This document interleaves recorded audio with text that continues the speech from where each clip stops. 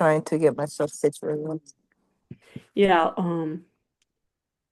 Okay. just let me know when you're ready. Yes, ma'am. Setting.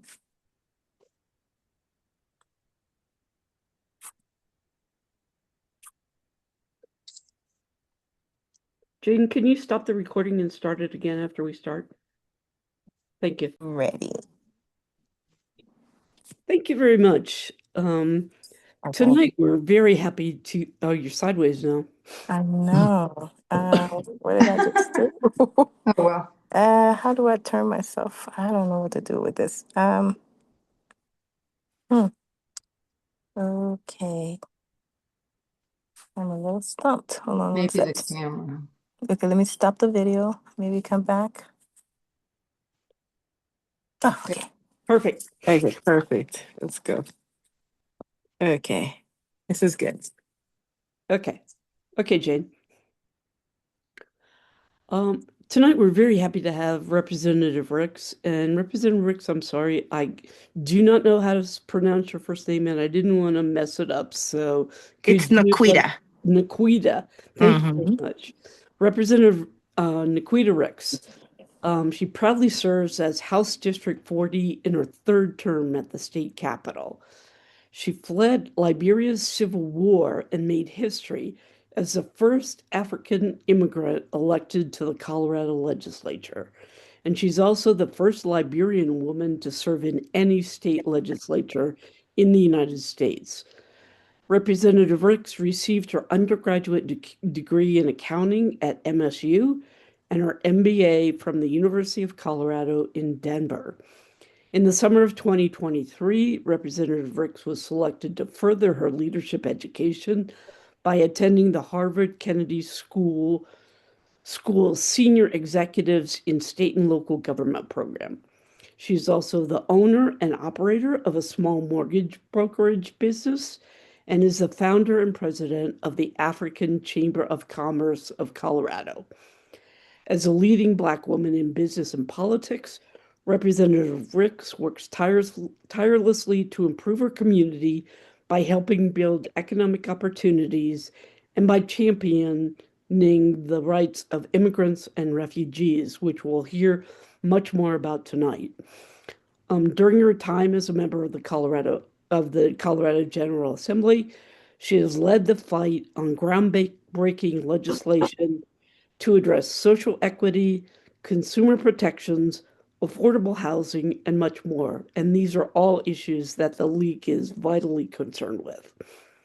For her efforts, Representative Ricks has been recognized with many awards, including Habitat for Humanity's Legislator of the Year, the Colorado Bankers Association Spurs Award, the LGBTQ Chamber Legislator of the Year, and the Rocky Mountain Immigrant Advocacy Network Liberty Award.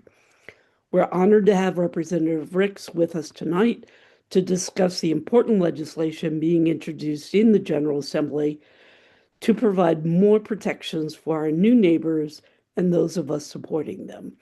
Thank you so much for being here, Representative Ricks. Thank you so much, League of Women Voters, for having me tonight. It's an honor and a pleasure to join you.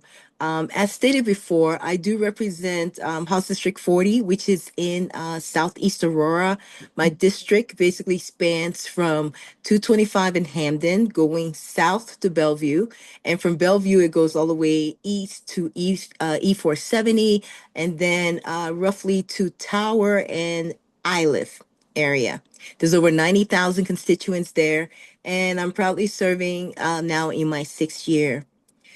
Tonight, I've been asked to join the the League of Women's Voters Colorado Immigration Task Force, and to discuss the Colorado Legislature ongoing efforts to protect immigrants and communities, and to share my lived experiences as and how it shaped my work under the dome. My story begins in Liberia, West Africa in 1980, where at the age of 13, there was a military coup within the nation of Liberia. We woke up that morning with gunshots and fire in the city. and it was really eerie. There were like a few phone calls being made. Everybody seemed to be very hushed, and nobody knew what was really going on. By 12 noon that day, there was a voice on the radio that came on and said that, hello, I am Samuel K. Doe. I have overthrown the government of Liberia. And at that point, we knew that the military had taken over.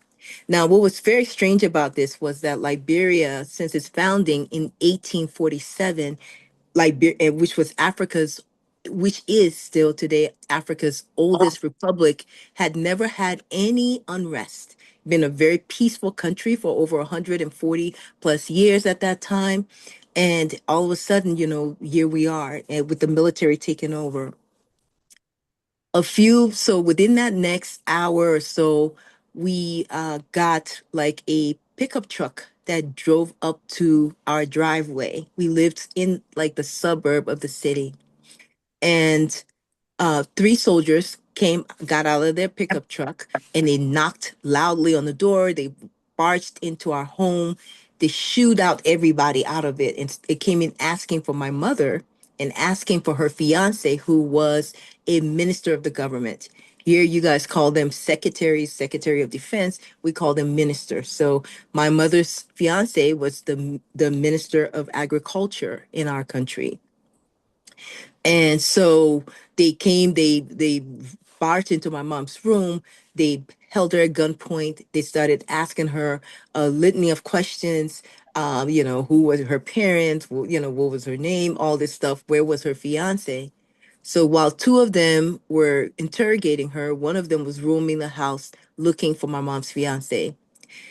After what seemed to be about at least 2 hours, me and my sister had snuck back in the house and were peeking under my mom's door, um, room door. They found her fiance, Dr. Bright, and they dragged him and my mother to the driveway. They ripped my mom's uh, blouse off of her. She was standing there in her bra and long pants, and they threw him in the back of the truck. And that was just the grace of God, because after Dr. Bright was taken, within a few days, all 13 ministers of the government were rounded up and basically put on what they called a military tribunal. The tribunal came back with a sentence of death for all of those ministers. And basically, they lined them up on a beach in the capital city, Monrovia, and they tied them to light poles and they shot them by firing squad. It was so very tragic. Immediately after the soldiers left our home, we knew that we were not safe. We each grabbed one suitcase apiece and we quickly headed to one of our relatives, a cousin who lived in the city, and we stayed there. And that was in April of 1980. By June of 1980, my mother asked for a leave of absence. She was the coordinator of a joint venture between Liberia and the neighboring country, Sierra Leone. And so she asked for medical leave, and we came into the United States on visitor visas. We came to Chicago because my mom had her sister-in-law there, and we had my cousin with us. We stayed there. My mom and dad have both been college educated here in the United States. Um, when they went back to Liberia, they got divorced. But my mom dreamed about, moving back to California, and possibly because that was where she had gotten her bachelor's degree at Pepperdine. My dad had his master's in agriculture from Drake University in Iowa, and then he went on to University of California, Davis. Um, so she went into California. It was a really tough economy at the time. And when we came, it was the transition between Jimmy Carter and Ronald Reagan. So, we eventually ended up here in Colorado because my mom had two sisters that were here at the university, both attending Metropolitan State University at the time, Metropolitan State College. And they were like, "Why don't you come to Colorado, because the cost of living is so much less, and your savings will go a little bit farther." So we moved to Colorado and we ended up settling in Aurora. Aurora embraced us, and that, this became our home. Eventually, my grandmother also joined us. We had several aunts and cousins that also live here and still live here today. But, I graduated from Central High School, went on to get my undergraduate degree in accounting from Metro State College. From there, I eventually, of course, went on to get my MBA. And my first job was, in accounting, public accounting at the time with Deloitte and Touche, which was a big six accounting firm. But I eventually started my own business as a fashion business, selling basically a mobile uh, uh, fashion boutique was what I was doing, selling at different seminars and conferences. But I've had a long history with entrepreneurship. But what leads me to the state house was in 19 I'm sorry, in 2012, I went through a foreclosure. And at the time, I was a mortgage broker because of the bubble when the bubble burst, and the economy and in the mortgage bubble, where you could not get any of your homes, refinanced because the interest rates had started to rise after we had these adjustable mortgages um, move. It was very troubling. And I saw many neighbors and people go through the same fate as I did. And it was in 2013 then that I was asked to attend a class called Emerge. And Emerge is a class that teaches Democratic women how to run for office. In that class, you learn how to do a stump speech, you learn how to raise money, you learn how to, answer questions, how to present yourself, and also how to, target your community and do community organizing. And I was then asked, what are you going to run for? You're in this class, you're not just in here for nothing. And I decided I would run for education because, education was never an option for me from a young age. My parents had stressed education. They were both college educated. And so they fully expected me and my sister to follow suit and to, go beyond what they had achieved. And so I decided to run for the Board of Regents. The regent, is basically a three county. It's like Douglas County, Arapahoe County, and I think parts of Adams in CD6. And so it was a big race for a first race. I came close, with 100,000 votes, but it was not enough in 2014 to win. And so I lost that seat. I eventually then, kept going out, engaging my community about elections, finding out what their, hopes and dreams were. And when I ran for regent, it was very interesting to hear all of the people tell me, I want this for my family, I want this for my children, and this is the future that I see for, my kids here in Colorado. And so I then decided I was going to run for the city council seat in Aurora in 2017. I ran and I came in third in that race. And similarly, people were like, wow, Nikita, you're very smart. But maybe, this politics thing is not for you. Maybe you should kind of be in the background and just help maybe with policy. In 2019, my state representative at the time, who was Janet Buckner, decided to run for the Senate. So the state representative seat became open. I was locked down in a job with the government working for the Census Department, well, the Department of Commerce, helping with the census. And as a government employee, you could not run for office. So you had to basically, you know, I wanted to run. So another Democrat decided to declare, and he declared that January.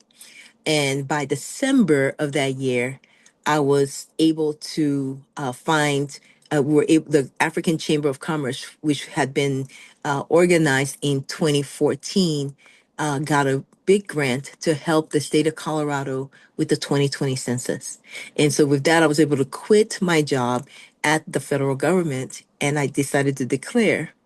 When I declared, it was like, oh, here she comes again. She's running for the third time. And, needless to say that, a lot of people in the party were not happy.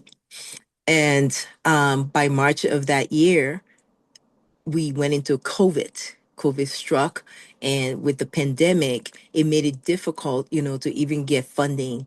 By the time the primary in June came around, um, I was able to amass only $12,000 in campaign funds, and my opponent at the time was showing roughly about 20,000. So there was a gap, but I didn't feel that the gap was insurmountable. And so we started, once the ballots dropped, we started to see so many, uh, you know, flyers come out for my opponent within the first couple days, two at a time, three at a time. And I think they just had so much money to burn. It turned out that there was an independent expenditure that was opened for my opponent to the tune of over 160,000. Within about a week of the campaign in June, I got a call from a constituent saying, "Hey, Nikita, I just got this very large negative mailer that your opponent has taken out on you. Have you seen that? Is any of this true?" And oh my God, I totally panicked because it's like I had no money. I had enough money to get out two mailers, right? One at the very beginning and one maybe 2 weeks into the campaign to ensure that I was able to get my message out. So most of my campaign was mostly text messages, Facebook ads, and that was what I had funding for. And so with that, I got really, really scared. And I was like, I called my Emerge consultant and I asked, well, what do I do now? I don't have any money. And she said, well, you have to stick to your plan. You just stick to your plan. So I jumped on Facebook with that ad and I started telling them that, there was a lot of dark money coming into the race. I was the Aurora girl and I was here fighting to make sure our schools get open and that people were able to return to jobs and just telling them what I was hoping to do for the community. And then a second mailer came. But, throughout, I just kind of was very resolute and determined. By the last weekend of the race, right before Tuesday, election day, I sent out over 17,000 text messages through like the app. The next day I turned around and I did voicemail drops into the same accounts. And it was just a really strong, campaign and doing the best we could. And so, election day shows up. By 7 o'clock, when the polls close, I get a call from one of the consultants saying, "Hey, you haven't done too bad.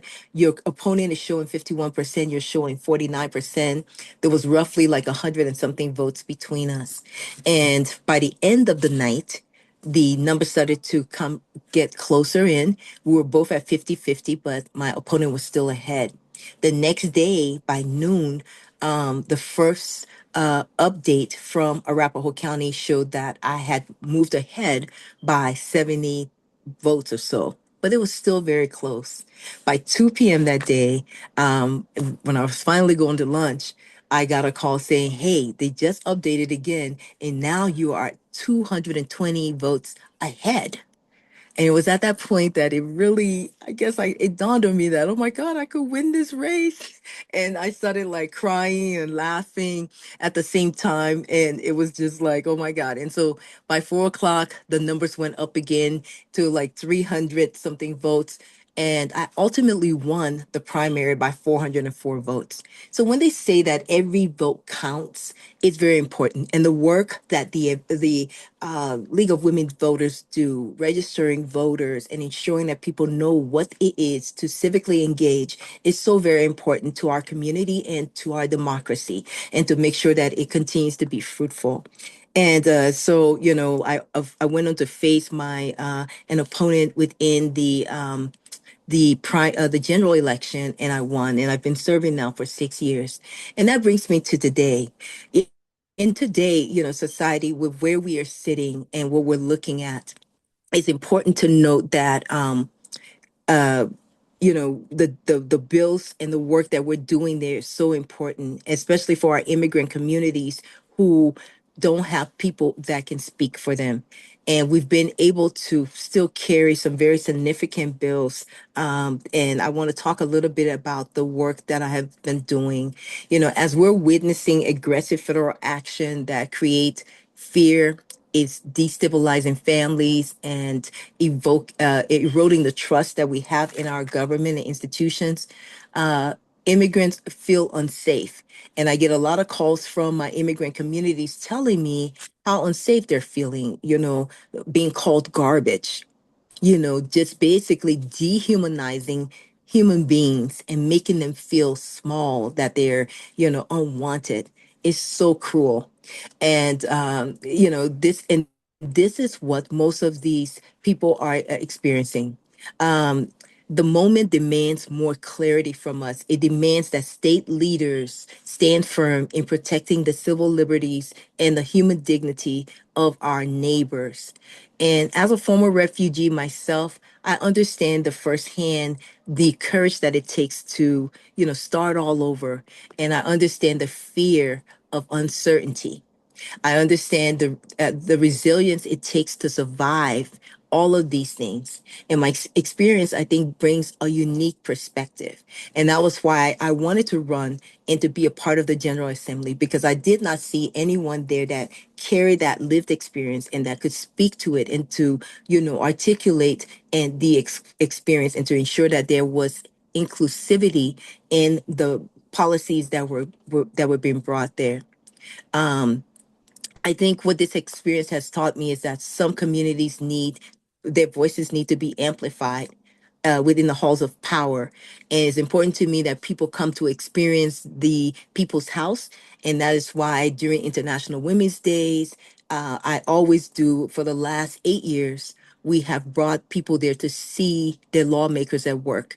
It gives them a bird's eye perspective on what happens in the state house and how we legislate with that.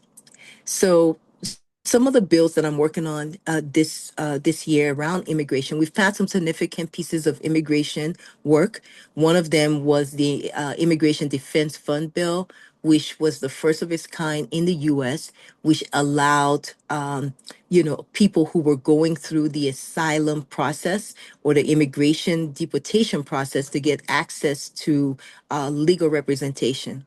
Legal representation is not offered in those cases, and no matter who you are, even if you are like a 7-year old girl from Mexico who doesn't speak English, you will sit in that court, and the judges and people there will make decisions about you, and it does not require you to have legal defense. And so this fund helps people who are in those situations get access to legal help. And so that's some of the work that we do.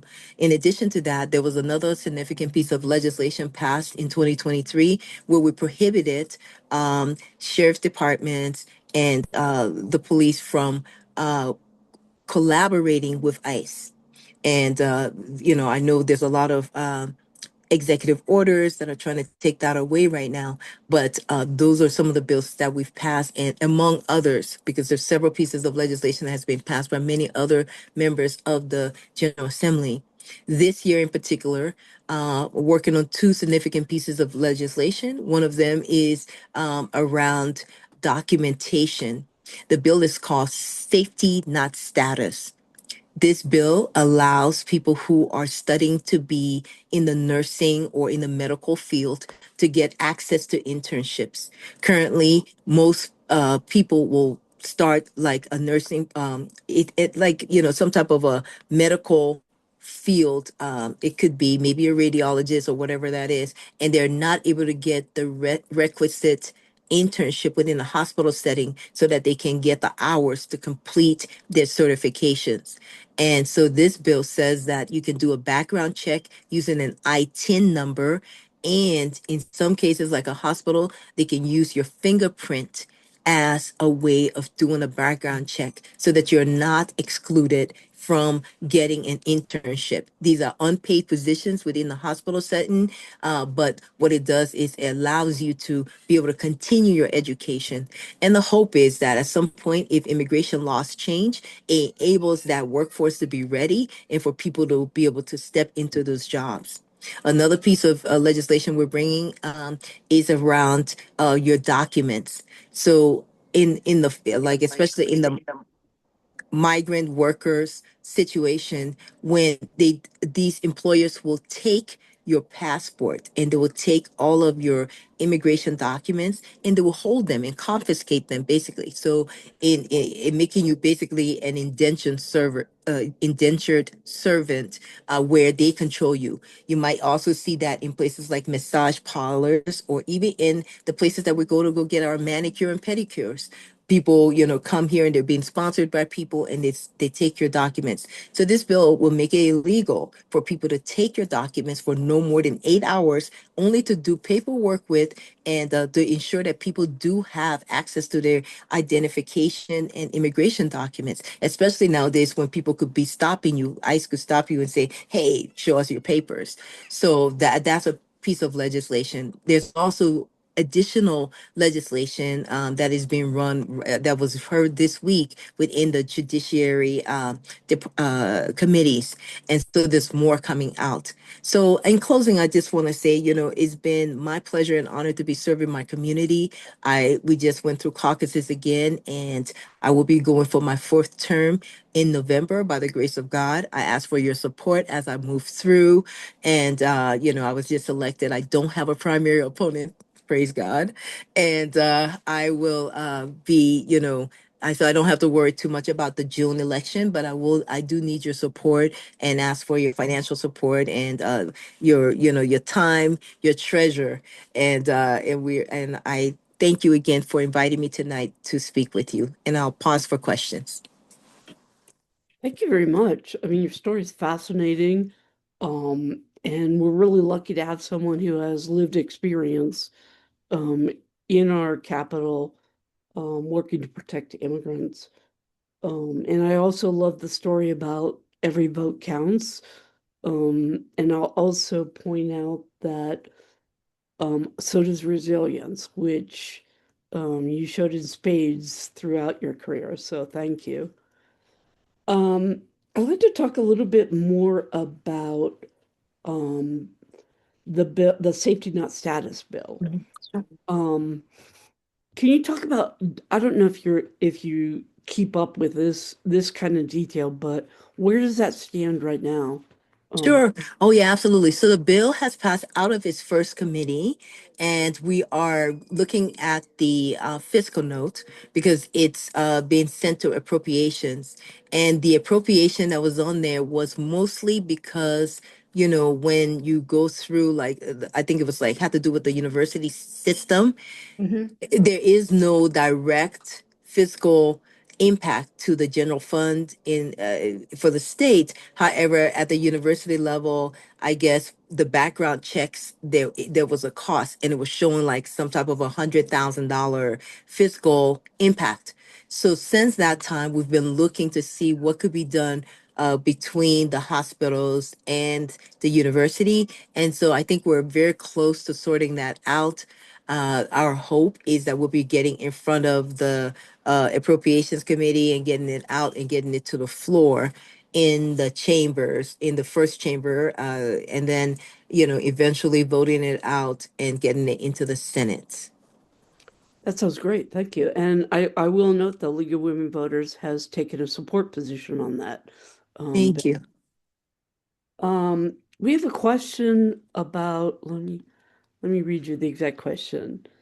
Um, Could you speak on what is being done by the state to enforce transparency by DHS and specifically the detention centers? I know that there were some provisions in a bill that got PI'd yesterday Mm. um, that would have allowed the health department to make health checks in the detention center, and I know that we saw a big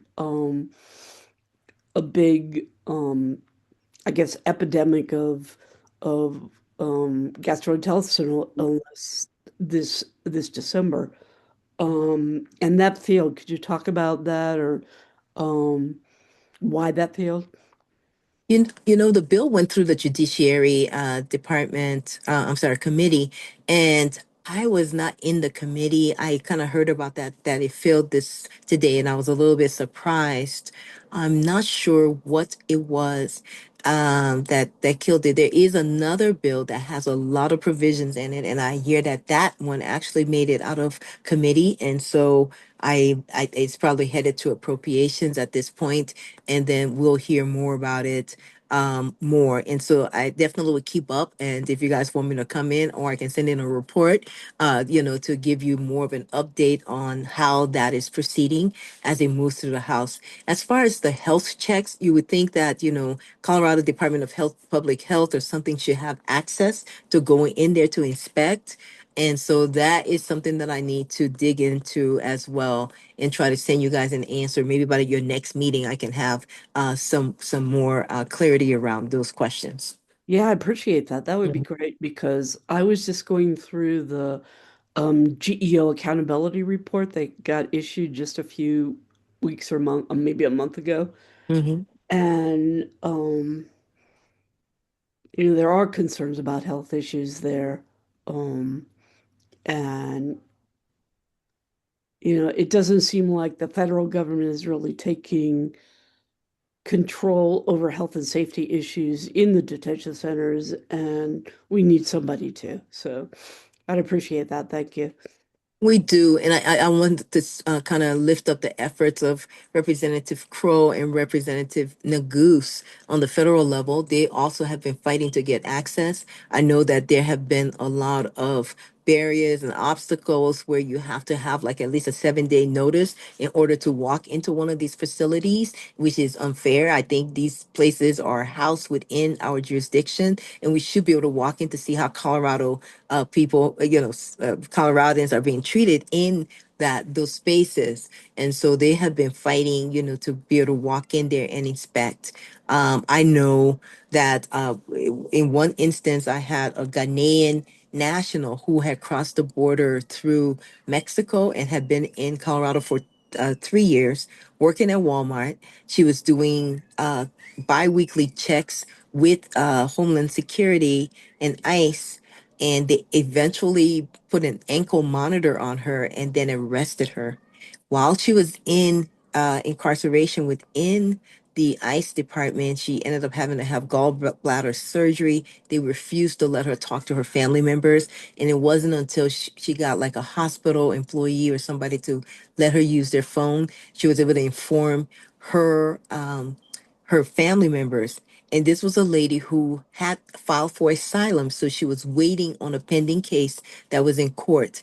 And so they are picking up everybody and anyone, whether or not you're already in the system waiting for your case to be heard. It's like nobody is off limits. People are dropping their kids off to school, they're being nabbed, or kids are coming home from school and their parents are gone.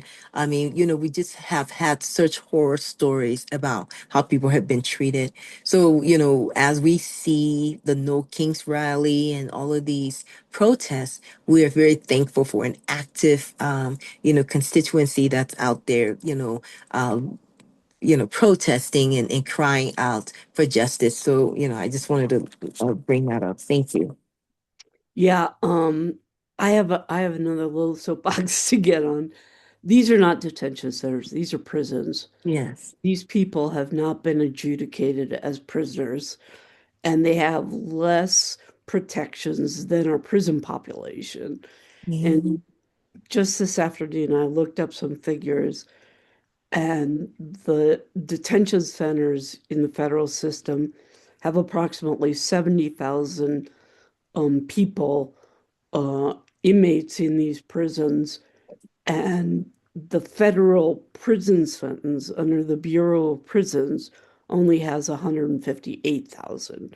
So we've created a prison system just basically that's ballooned in the last year that is um, mammoth and is increasing. And we just dumped $45 million into it. And this is a policy choice, and we need to raise our voices. But I'm sorry. Um, let's talk about the documents bill. Um, this is a state law. So what brought this issue to the forefront? Do you have instances in Colorado where people were holding documents? Yes, I think this is a common practice when it comes to the farm workers. There was a farm workers bill that was passed, I think, a couple years ago, basically trying to create a farm workers minimum wage. And these are the people who pick our food and work on these farms. They're normally housed there on the farms. And basically, in order for them to even leave the farm to go anywhere, they have to go through so much. Usually the documents and stuff are kept.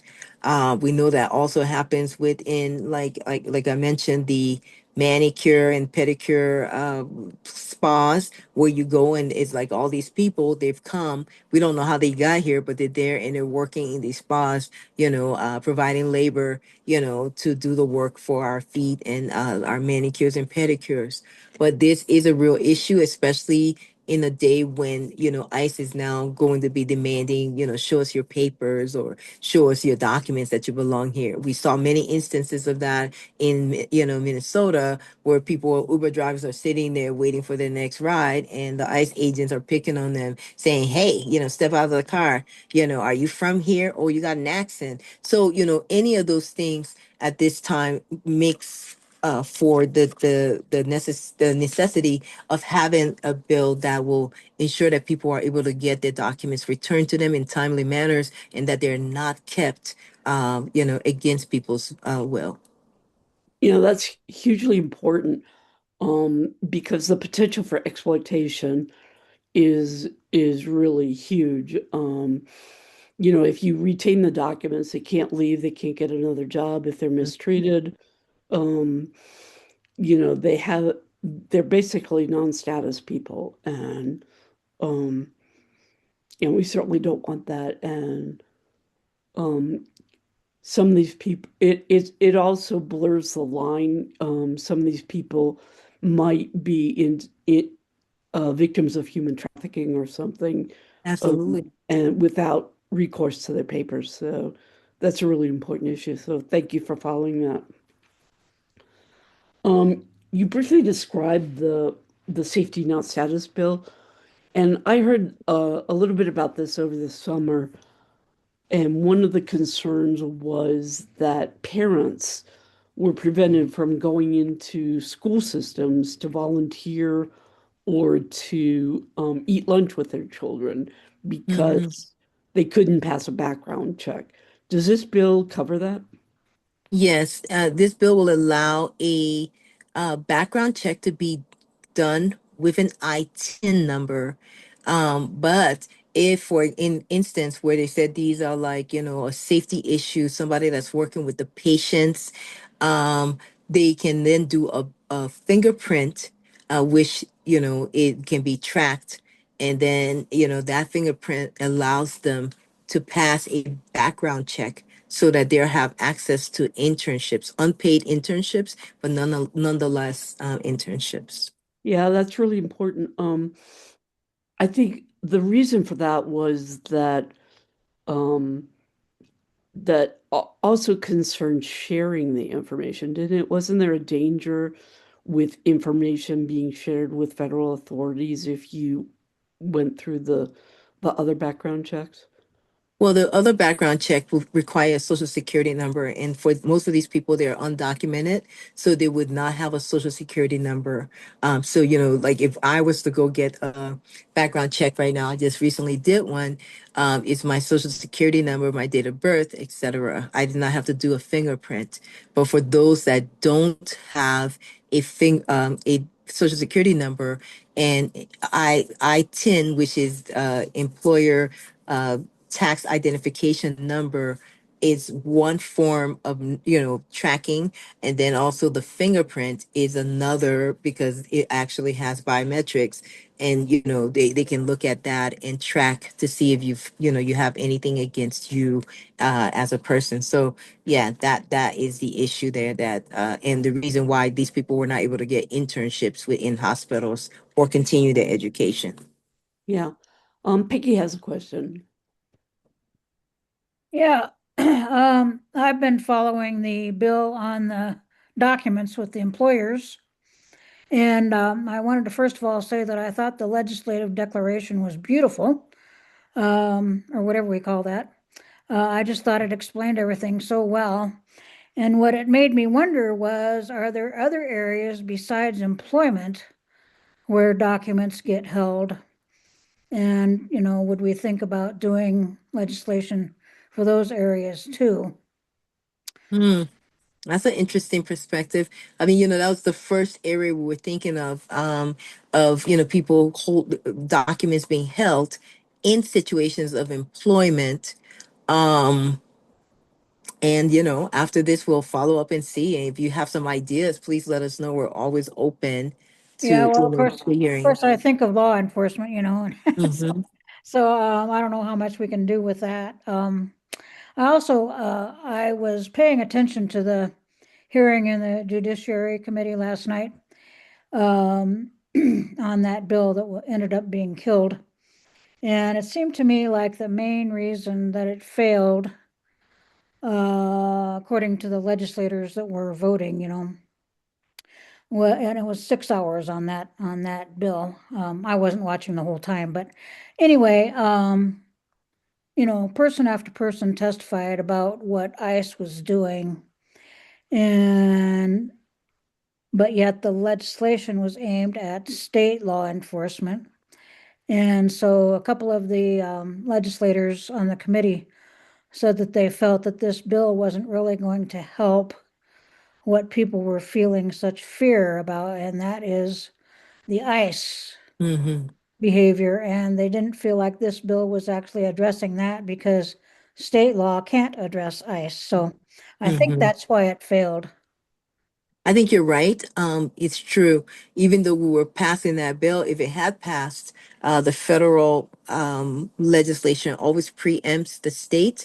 So, basically, we could not demand that they would take off their mask. But I guess if it applied to our own police or force here in the state of Colorado, then we could demand that. But yeah, you're right. And so that's very likely why um, they didn't pass the bill. Yeah, they seem to think that, as hard as they tried to write that bill, it really wasn't going to address the problem, which is ICE. So Good. I think that's why they ended up voting no. Yes. But I would still encourage you to keep trying because Mhm. it's an important issue that while we don't have authority over ICE, we have to protect immigrants as much as we can on that. And I think, I want to highlight a bill that Senator Wiseman's bringing. It has to do with civil infractions. So, in the case of an arrest, and when someone is been arrested and there are infractions, their civil liberties, they're, injured or hurt or property is damaged when they come and knock in your door, it does give you the right to sue after something like that happens and you feel that your rights have been infringed on. So where, and that's suing them in the state of Colorado for the actions that they have taken. So that is something I think that's going to also be helpful. So that's another piece of legislation that's coming this session as well. Peggy, you got any more? No, that's it. Yeah, I've Okay, been following these immigration bills because I'm on the immigration team for the Legislative Action Committee. So anyway, so I've been paying attention. thank you. We do have another question in the chat. Is anyone paying attention to the 9 to 10 ICE offices reported in various outlets that are around Colorado and have been holding people for longer than they are allowed? For example, Glenwood Springs, where the ICE office is in a commercial center, and they've held people for way longer than the permitted 12 hours. We are working on the local government to deny further permission for the office to operate, but is there any legislation at the state level that might address these abuses? I'm not aware of any state legislation. I'm wondering if something already exists. Again, that's another piece that I can try to follow up on because I can't speak to it right now. I know that Glenwood Springs, some of these places have private prisons, and we had like private detention centers within their states, within their counties. Moffat County was one of those, and I forget the other one. But when we passed the bill in 2023, we said that Colorado could not do any of those private detention centers anymore, and that these other the two that exist that you work on closing. So it's interesting. I know people will find a way, and people were upset because that was a money making thing for those counties where they're holding people for like 70+ days. And somebody came, one of the sheriffs came to the committee, and talked about, yeah, we feed them, we give them health care, and basically, they were charging the government, I don't know, like $100 a day or however much every day. So this was a really truly money making thing. So I wouldn't be surprised they're always trying to push the envelope when it comes to this. A lot of people were upset and said they wanted to go continue to collaborate with ICE. And we said that we should not be paying our police force to support the federal government. The two should be two distinct entities and not speak to each other. So um, that has always been like a point of contention. Yes, and if I know that this is a federal issue, but to the extent you can get any information on these secret holding facilities that were reported, I think it was last week, we would really love to have that information, like where they're located, what rules apply, things like that, how people are treated. Okay. And Um, Kathy, if you could do me a favor and like just do a like quick blurb after and yeah, stuff with sure. your questions, and I'll try to get them back to you guys. Thank Okay, you. thank you. Yes. Somebody would like Daryl would like an update on the blue butterfly room at Dilly where the young girls are being held. I think that's related to the same thing, is it? Or I don't know. Dara, do you Mhm. want to talk about Yes. what your question is? Yeah.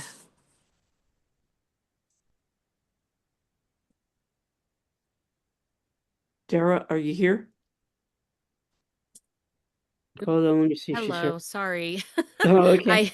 I couldn't find my on button.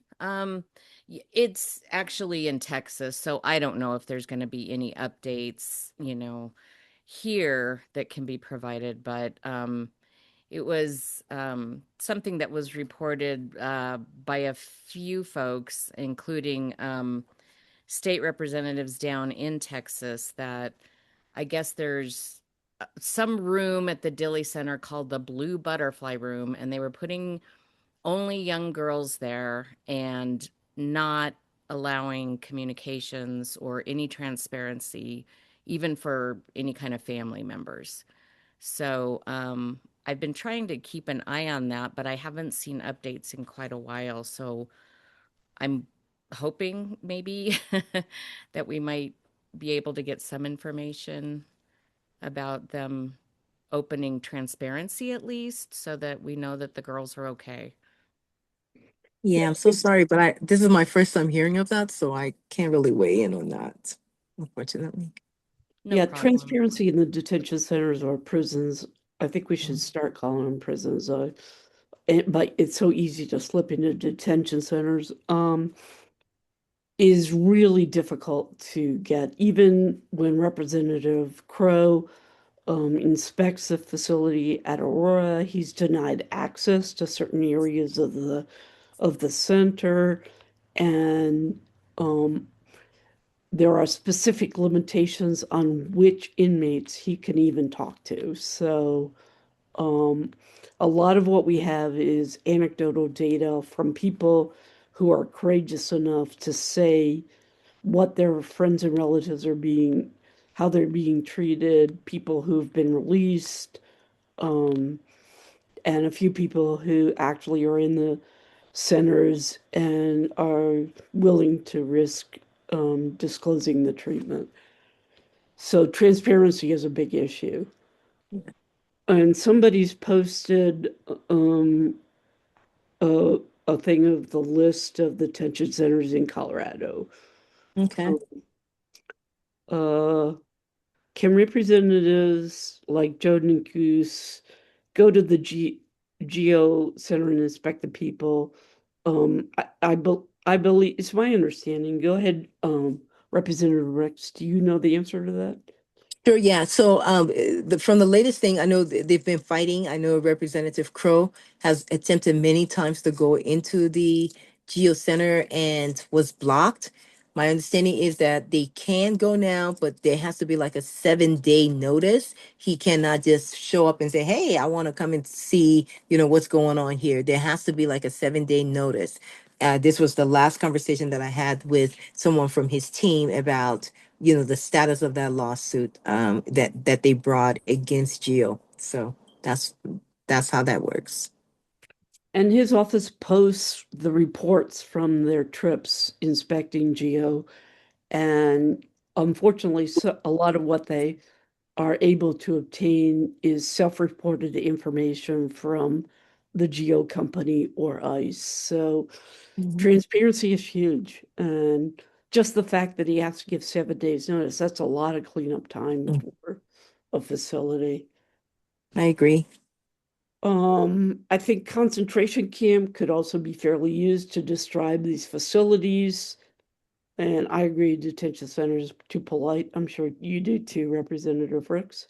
I do. And another thing that's concerning is the fact that they can take a person out of the state of Colorado and transport him anywhere in the country. Again, lack of transparency and the fact that there's no rhyme of reason for taking these people out. The lady that I mentioned before that was taken from the community and arrested, even though she had a pending asylum case, after she had come out of the hospital with the surgery, was they were threatening to send her to another state. It was then that her lawyer intervened and talked to ICE and said, "You guys are trying to kill this woman. If you're gonna, why are you sending her out of Colorado? All her family's here. There's nobody that she knows anywhere else, and you better not do this." And so, with that entreaty by the lawyer, they kept her here, and I'm happy to report that turned out good. Eventually, she was able to get in front of a judge who is going to give her asylum because of all the atrocities that she has suffered. And she was able to get in front of somebody who was fair. So that turned out really good. I was thrilled to hear that. But, all of these things are concerning that you can deport somebody to another state. And then even the deportation to all these foreign countries. You don't send them back to their native home, but you send them back to a place that they've never been before. It's just outrageous. It is outrageous. And remember, a lot of these people are permanent residents. They have authority to be here, asylum seekers. Um, and the transfers can be done for no reason. There's no predetermined standard for that. And um, and they transfer people from one place to another. And all that is um, an economic pipeline. So you've Mhm, got deportation flights, people that are depending on this. You've got bus drivers. You've mhm, got um, prison guards. You've got medical workers, and it's all joined into this huge complex. And they're raising many millions of dollars. In fact, I saw a report from GEO, which operates the Aurora Detention Center, and their profits were up 790% this year. Um, yeah, so it's that really a matter of following the money. it is true. ICE was funded 70 billion dollars. Oh, in that big beautiful bill, $70 billion. Colorado has a $800 million deficit right now. We're not able to provide health care. We're not able to provide enough food and safety nets for senior citizens, for people that are pregnant out there, or people who can work. And needless to say, I mean, just talking about immigration, not even let's not even get on the war. But it's absurd. The taxpayers' money, instead of coming back to the American people and what their needs, we're here spending it on ICE. And it's basically a profit-making center. Yes, these people were all people that supported the president in his race. The private prisons, they want to expand. I know there's been talked about trying to do expansions here in Colorado, and people are pushing back. But it's a huge prison private prison complex that we're fighting. The airplane, the airfares. I mean, everybody's making money off the backs of these immigrants, whether they're legal or not legal. They don't care. They just need to have people churning in their prison complex. So it's something we have to keep watching and keep speaking up. Yes, definitely. And also the effect of the transfers, sometimes they go to another state, and that changes the whole strategy that they'll need for their legal representation because the courts differ in different areas about how they interpret the laws. And so you'll get a lawyer, you'll start a case, they'll transfer you to another case, you have to start all over, they transfer you to a third place. Um, so it's really an incredible system. Let me get to some of these questions in the chat. Ordinary citizens who are trying to protest face legal jeopardy. Are there any coordinated legal efforts to provide legal representation to those who find themselves in legal jeopardy? Otherwise, those who aren't wealthy are sometimes reluctant to become activists. I'm not aware. I mean, I know that there are probably like, maybe the ACLU, and some of these other nonprofit organizations that have legal defense teams are probably helping to support activists and people like that. But I'm not sure. But I think there is some help, like maybe with ACLU and people that uh, are out here, fighting for immigrant rights. So there probably is some help. But you guys are asking some really good questions tonight. I like them. Yeah. Irene asked, federal reps joins, and Warren have written an ICE Accountability Act. Call Bennett and Hickenlooper's offices to voice support. Also demand oversight of detention center and costs of detention centers. So that's for sure. Oh, it's correct, Senator Coons. Um, there's also reports of ICE buying new buildings for Hmm. 3 times worth more than what the buildings are worth. I think the issue of the proposed warehouses, that we don't even have a way to know that they're purchasing these warehouses until it's too late. So, do you have any thoughts on that? Yeah, I mean, I think I don't know if there's any measures to try to prohibit any more private prisons here in Colorado or federal, ICE prisons, and there might be something going on. I need to check on that, but I heard that that ICE was interested in trying to do more private prisons, and I know there was a push and opposition against it that was being raised. As far as them buying buildings, I'm not aware of anything right now, but and but it raises an interesting question because that's maybe a good bill to run too, if there isn't already something in the works Yeah, that'd around. be a Yeah, great yeah, suggestion. Yeah. yeah. Hmm.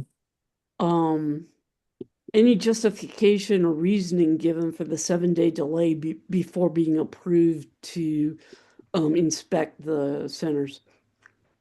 I don't know if that was a court ordered 7-day rule or not. It might have been, but that is, that basically, I guess he needs to give notice that he's coming. Is basically what they're saying. Yeah.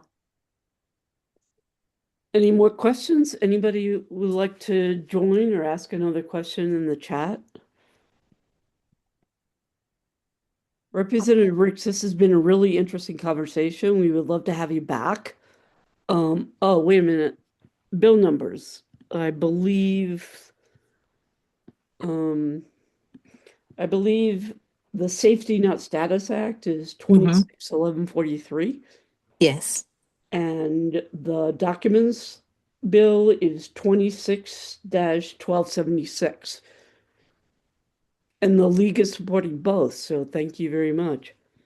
Thank you all. Before we go, we have another one. Okay. I was gonna say the documents one is actually, I think, 1283. Oh, I'm sorry. Is it 1283? I think it is. Yeah, that's the safety not, oh, the document one is no, 1143 is the ITIN one, and then I don't see my bill number here. Okay. Yeah, I don't see that bill number, sorry. But I mean, yeah, if you, yeah, I don't see that bill number in my note. Okay, Peggy, can you find them? Yeah, I'm looking here. Can you put it in the chat? Yeah, let's see here.